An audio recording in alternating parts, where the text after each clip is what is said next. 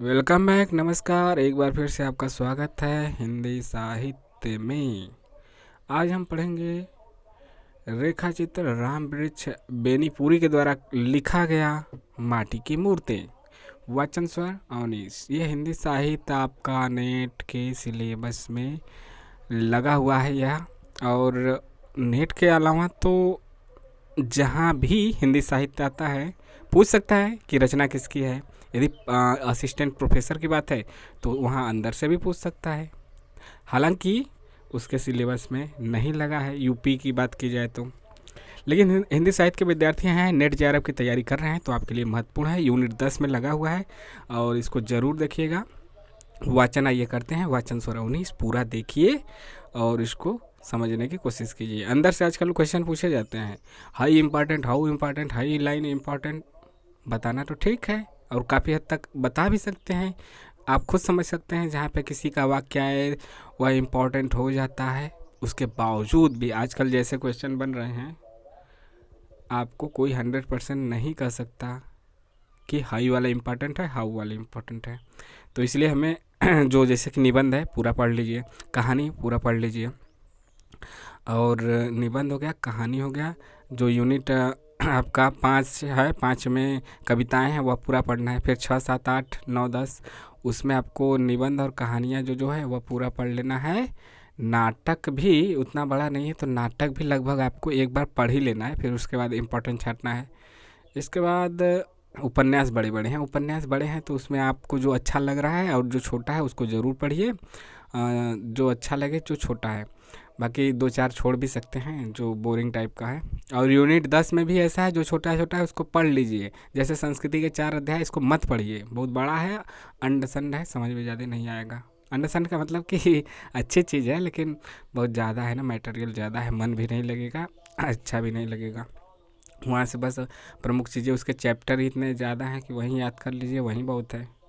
मतलब ऐसे ही है, 2-3 वहाँ पे भी छोड़ सकते हैं आप, और 2-3 उपन्यास भी छोड़ सकते हैं। छोड़ने का मतलब कि बस उसके इम्पोर्टेंट चीज़ें याद कर लीजिए, बाकी तो पूरा पढ़ लीजिए तो अच्छा है। ठीक है, चलिए शुरू करते हैं। सरजू भैया, चैनल को सब्सक्राइब जरूर कर लीजिए। सरजू मैया नहीं, सरजू भैया। यह हमारे गांव की विशेषता है कि कभी कभी मर्द गंगा यमुना या सरजू हो जाते हैं। इस बारे में औरतें ही सौभाग्यशालिनी हैं। प्राय उनके नामों में ऐसे अनर्थ नहीं होते। हाँ तो सरजू भैया, मेरे घर से सटा हुआ जो घर है, एक तरफ 2 खपड़ैल मकान, एक तरफ मिट्टी की दीवार पर फूस के छप्पर, एक तरफ टट्टी के 2 झोपड़े। एक तरफ मकान नहीं, सिर्फ टट्टी खड़ा कर छोटा सा आंगन निकाला हुआ। उसी घर के सौभाग्यशाली मालिक है हमारे सरजू भैया। सरजू भैया को कोई छोटा भाई नहीं, सरजू भैया का कोई छोटा भाई नहीं रहा और मैंने प्रथम संतान के रूप में ही अपनी माँ की गोद भरी, अतः हम दोनों परस्पर एक नाता जोड़ लिया। वह मेरे बड़े भाई हैं, मैं उनका छोटा भाई। गांव के सबसे लंबे और दुबले आदमियों में सरजू भैया की गिनती हो सकती है, लंबा भी और दुबला भी। रंग कैसा है? सांवला, बगुले से बड़ी बड़ी टांगे हैं। पतील का है तो सुटुक्की की तरह लगेंगे ही, बगुला की तरह। चिंपैंजी की तरह बड़ी बड़ी बाहें हैं, मतलब हाथ भी हाथ भी बड़ा होगा। और चिंपैंजी के औलाद तो हम लोग मनुष्य हैं ही। कमर में धोती पहने हैं, कंधे पर अंगोछी डाले। जब वह खड़े होते हैं, जब जब जब जब वह खड़े होते हैं, आप उनकी पसलियों की हड्डियाँ गिन लीजिए। नाक खड़ी मतलब 206 हड्डी गिन लीजिए, 206 नहीं तो मतलब 100 हड्डी तो गिना ही जा सकता है। नाक खड़ी है, लंबी है, भवें सघन है, बड़ी बड़ी आंखें कोटरों में धसी हैं, गाल पिचका है, अंग अंग की सिराएं उभरी हैं। कभी कभी मालूम होता है मानो ये नसें नहीं, उनके शरीर को किसी ने पतली डोरी से जकड़ रखा है। ऊपर की तस्वीर निस्संदेह किसी भुखमरे मनहूस आदमी की मालूम होती है, किंतु क्या बात ऐसी है? सरजू भैया मेरे गांव के चंद जिंदा दिल लोगों में से एक है। बड़े मिलनसार है, मजाकिया और हंसोड़ है। वह दिल खोल कर जब हंसते हैं, शरीर भर में जो सबसे छोटी चीज़ें उन्हें मिली हैं उनके पंक्तिबद्ध छोटे छोटे दांत हैं, तब बेतहासा चमक पड़ते हैं। अंग अंग हिलने डुलने लगता है, जैसे हर अंग हंस रहा हो। और सरजू भैया के पास इतनी इतनी संपत्ति है कि वह खुद या अपने परिवार का ही पेट नहीं भर सकते, बल्कि आगत अतिथि की सेवा पूजा भी मज़े में कर सकते हैं, तो फिर यह हड्डियों का ढांचा क्यों? मैं जवाब में एक पुरानी कहावत पेश करूँगा, काजी जी दुबले क्यों? शहर के अंदेशे से। हाँ, सरजू भैया की यह जो हालत है वह अपने कारण नहीं, दूसरों के चलते है। पराये उपकार के चलते उन्होंने न सिर्फ अपना शरीर सुखा लिया बल्कि अपनी संपत्ति की भी कुछ कम हानि नहीं की। उनके पिता जो गुमास्ताजी कहलाते थे, मेरे गांव के अच्छे किसानों में थे। चौपाल साहब सुंदर, उनका मकान और अच्छा खासा बैठक खाना। जहाँ सरजू भैया का राम मड़ैया है, खेती बाड़ी तो थी ही, रुपये और गले का अच्छा लेन देन था। परिवार भी बड़ा और खर्चीला नहीं था, लेकिन उनके मरते ही सरजू भैया ने लेन देन चौपट कर दिया। बाढ़ ने खेती बर्बाद की और भूकंप ने घर का सत्यानाश किया। उनका लेन देन इतना अच्छा था कि वह शायद खेती को भी संभाल देता, घर भी खड़ा कर सकता था, किंतु सरजू भैया और लेन देन का क्या रिश्ता है? लेन देन जिसे नग्न शब्दों में सुदखोरी कहिए चाहता है आदमी आदमीपन को खो दे, वह जोंक खटमल नहीं चीलर बन जाए। काली जोंक और लाल खटमल का स्वतंत्र अस्तित्व है।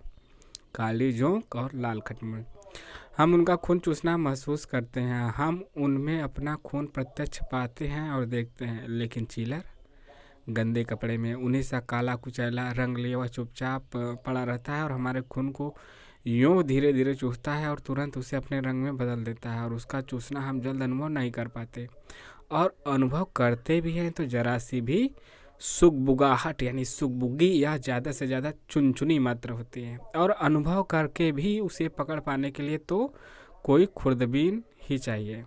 खुर्दबीन, दूरबीन। सरजू भैया चीलर नहीं बन सकते। उनके इस लंबे शरीर में जो हृदय मिला है वह शरीर के ही परिणाम से। जो भी दुखिया है अपनी विविधा बताई, उसे देवता सा दिया, और वसूलने के समय जब वह आंखों में आंसू लाकर गिड़गिड़ाए तो देवता ही की तरह पसीज गए। सूद कौन कहे, कुछ ही दिनों में मूलधन भी शून्य में परिणित हो गया। उल्टे अब वह खुद हाथ फेर में व्यस्त रहते हैं। बाढ़ और भूकंप ने उनके खेत और घर को बर्बाद किया जरूर, लेकिन सरजू भैया मेरा यकीन है आज की फटेहाली से बहुत कुछ बचे रहे।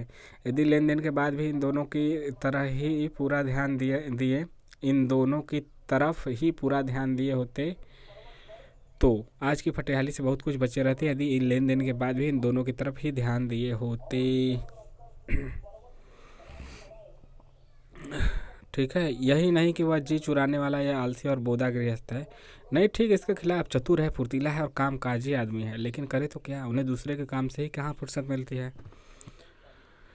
गंगा भाई के घर में बच्चा बीमार है, वैद्य को बुलाने कौन जाएगा? सरजू भैया। हृदय को बाजार से कई सौदा सुलभ लाना है, वह किसे भेजे? सरजू भैया को। खबर आई है राम कुमार के मामा जी अपने गांव में सख्त बीमार है, उनकी खोज खबर कौन लाए? सरजू भैया से बढ़कर कौन दूसरा धावन होगा। परमेश्वर को एक रजिस्ट्री करनी है, शिनाख्त कौन करेगा? सरजू भैया। किसी के घर में शादी ब्याह यज्ञ जाप हो और सरजू भैया अस्त व्यस्त। किसी का मौत हो जाने पर यदि वह अंधेरी रात में हो तो निश्चय ही कफन खरीदने का जिम्मा सरजू भैया पर रहेगा। यो गांव भर के लोगों का बोझ अपने सिर पर लेकर सरजू भैया ने न केवल अपने खेत और घर को मटिया मेट किया है, बल्कि इसी उम्र में अपनी कमर भी झुका ली है। दिन हो या रात हो, चिलचिलाती दोपहरिया हो या अंधेरी अधरतिया, सरजू भैया की सेवा सदन का दरवाज़ा हमेशा खुला रहता है। विक्टर ह्यूगो ने अपनी अमर कृति ला मिजरेबल में कहा, डॉक्टर का दरवाज़ा कभी बंद नहीं करना चाहिए और पादरी का फाटक हमेशा खुला होना चाहिए। सर बात एक ही है, खुला होना चाहिए, बंद नहीं होना चाहिए, मतलब खुला होना चाहिए। सरजू भैया को निस्संदेह इन दोनों का रुतबा अकेले हासिल है। मेरे क्षुद्र विचार से सरजू भैया का व्यक्तित्व अनुकरणीय ही नहीं, वंदनीय और पूजनीय है। जब जब उन्हें देखता हूँ मेरा ज्ञानी मस्तक आप उनके चरणों में झुक जाता है। लेकिन मेरे मन में सबसे बड़ी चोट लगती है तब जब देखता हूँ इस नर रत्न की कद्र कहाँ तक होगी। बहुत से लोग इन्हें सुधुआ समझकर ठगने की चेष्टा करते हैं। यदि यही बात होती तो भी बर्दाश्त की जा सकती थी, लेकिन यही नहीं, इन्हें जब तब झंझटों में डालने की कोशिश होती है।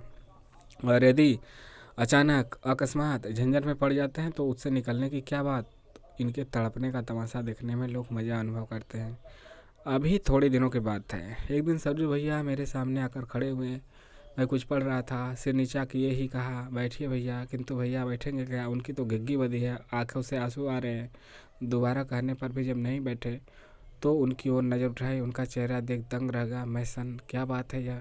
बहुत आश्वासन और आग्रह पर उनकी जीभ हिली। मालूम हुआ उनके घर में एक छोटी सी घटना हो गई। जैसी घटनाएं अपने ही गांव में मैंने कई बार होती देखी है, लेकिन किसी ने उस ओर ध्यान नहीं दिया। यदि ज़रूरत हुई तो उन्हें सुलझा दिया, और यदि किसी ने उसे बढ़ाना चाहा तो लोगों ने उसको डांट दिया। क्यों?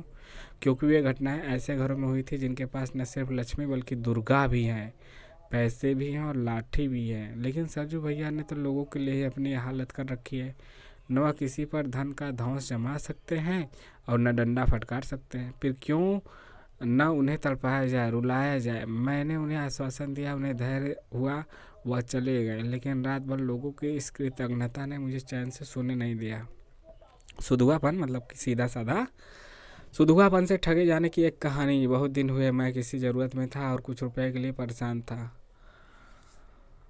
सरजू भैया के पास कुछ रुपए थे। मेरी बेचैनी वह कैसे देखते, वह रुपए ले आए। मैंने खर्च कर दिया, लेकिन आज तक दे नहीं सका। रुपए तो आए, लेकिन एक आया तो दो का खर्च लेकर। सरजू भैया मांगने का हाल क्या जाने। मैं भी समझता रहा उनके रुपए कहाँ जाते हैं। ज़रूरत होगी मांगेंगे दे दूंगा। लेकिन अजी उस दिन जो बात उन्होंने सुनाई, मैं हक्का बक्का रह गया। इस बीच में उन्हें रुपए की ज़रूरत हुई, लेकिन संकोचवश मुझसे नहीं मांगा। एक सूदखोर महाजन के पास गए, जो पहले उन्हीं से कर्ज खाता था, लेकिन तरह तरह के कारनामों से अब धन्ना सेठ बन चुका है। उनसे झट उन्हें रुपए दे दिए, लेकिन जब चलने लगे तो कहा आपके पास रुपए जाएंगे कहाँ, लेकिन कोई सबूत तो चाहिए। क्या सबूत? मैं तैयार हूँ। सरजू भैया रुपए बांध चुके थे, न उन्हें खोल कर लौटाया जा सकता है और न उसकी मांग को नामंजूर कर सकते थे। नहीं, कुछ नहीं, कागज और सिर्फ निशान बना दीजिए। आपसे बजाजता हैंड नोट क्या कराया जाए, बाकायदा मतलब। और सरजू भैया ने बम भोला की तरह कजरौटे में अंगूठा बोर कर कागज पर चिपका दिया, मानो किसी आधुनिक अंटोनियो ने किसी कलयुगी साइलॉक के हाथ में अपने को गिरवी कर दिया। अब वो कहता है जल्द रुपए दे दो, नहीं तो मैं नालिश कर दूंगा। और नालिश कितनी करेगा, कौन ठिकाना। सरजू भैया बेचारगी में बोल रहे थे और मैं उनका मुंह आश्चर्य से देख रहा था। इसे आपने ऐसी गलती क्यों कर दी? लेकिन इसके अलावा इसका जवाब क्या दे सकते हैं? क्या करूँ, रुपए बांध चुका था। क्या करूँ बेटा, बेटा नहीं बड़का भैया थे ना, क्या करूँ, रुपए बांध चुका था। सरजू भैया के 5 संतानें हुई, लेकिन बेटियां ही बेटियां। उनकी धर्मपत्नी जो लंबाई में ठीक उनके विपरीत बहुत ही बौनी होने पर भी गुणों में उनकी तरह थी। हाल ही में बेटा पाने का अरमान लिए मरी है। हाँ, पहले होता भी था, उसी चक्कर में 5 बेटियां हो गई। कह नहीं सकता इस अरमान ने सरजू भैया को ज़्यादा चिंतित किया है या नहीं। वे बेटियां पर भी स्नेह रखते हैं, और मेरे घर में जो लड़के मेरे बेटे भतीजे हैं, उनका बचपन तो ज़्यादातर उन्हीं के कंधों पर कटा है। लेकिन बेटियां तो अपनी अपनी ससुराल जा बसेंगी। क्या सरजू भैया के यहाँ पुश्तैनी घर खंडहर बनेगा? क्या सरजू भैया की कोई निशानी हमारे पड़ोस को गुलजार न कर सकेगी? यह कल्पना करते ही हमारे परिवार भर में अजीब उदासी छा जाती है। उनकी पत्नी की मृत्यु के बाद मैंने अपनी मौसी को कहते सुना, सरजू बबुआ की उम्र ही कितनी है? यही मेरे बबुआ से 4 बरस बड़े हैं, फिर वह शादी क्यों न करें? क्या वंश डुबो देंगे? और उस दिन देखा मेरी ढीठ रानी सरजू भैया से झगड़ रही है। नहीं, आपको शादी करनी ही पड़ेगी। मैं शादी करूं जिससे शर्मा जी को मुझे नई भौजाई से दिन रात चूहले करने का मजा मिले, क्यों ना? मुझे देखते सरजू भैया बोले, ठठाक कर हंस पड़े। रानी थोड़ी सकुची, फिर हंस पड़ी। मैं दोनों को देखता चुपचाप मुस्कुराता रहा। बस खत्म। सरजू भैया की इतनी ही कहानी थी। सरजू भैया की कहानी पता नहीं कितने गांव में ऐसे गूंज रही है। सरजू भैया की कहानी ऐसे पता नहीं कितने घरों में गूंज रही है। तो ऐसे हुआ।